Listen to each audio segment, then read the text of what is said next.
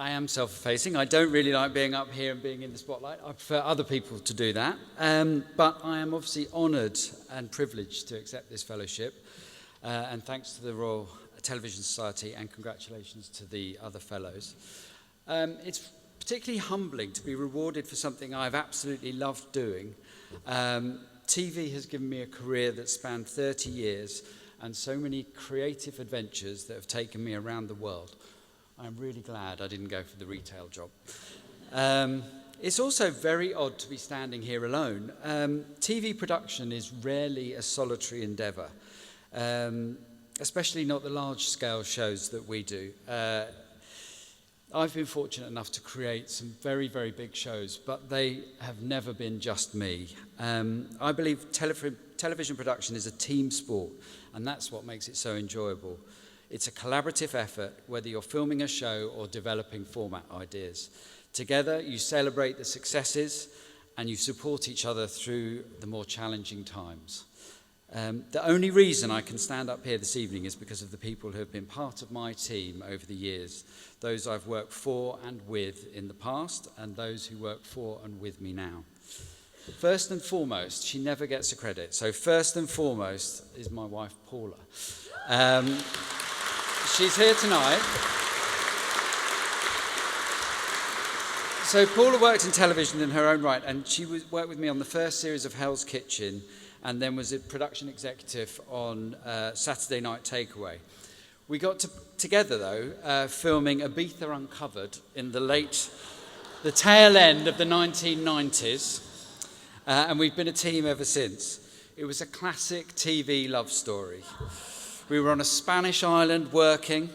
It was over a long, hot summer, and we were sharing a villa with loads of young people. I really think there's a TV format in it. There have been many, many others I owe my thanks to, but special thanks to Jim Allen and Natalka Znak, who thought I might be worth taking a risk on in the early days, and those on my team now. So Jeanette Moffat and Tom Gould, who was very lovely about me, is currently in Australia. They're both in Australia for I'm a Celebrity. And Kat Hebden, Mike Spencer Hayter, and Diego Rincon, who are also here tonight. They're all fantastically talented people, and along with all the other staff and freelancers who work with us, they are the engine that keeps Lifted, our production label, turbocharged. I have so much to thank them for. I know we have bursary scholars amongst us, and you're just starting out in the industry. It's one going through dramatic changes, as we heard earlier. The way content production, emerging technologies, especially AI, and the way changes to the way that content is consumed. And it's easy to be worried about that, but I'm positive. Change has always been part of TV. It was a change in technology that gave me my first break in television. In the late 1990s, DV cameras democratized. I mean, this is a defunct format now. But at the time, DV cameras democratized video creation and made it more compact, cost-effective, and accessible. And that meant different types of programs could be produced and at a fraction of the cost. My first boss, Jim Allen, became aware that I could operate a DV camera, mainly because I kept telling him.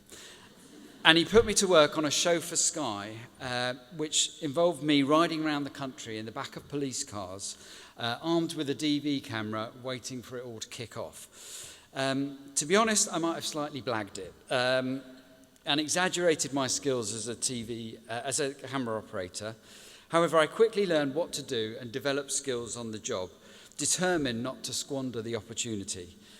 Also, with punches flying, I learned the hard way that you need to keep both eyes open when you're fiddling around with a camera and filming in pub fights.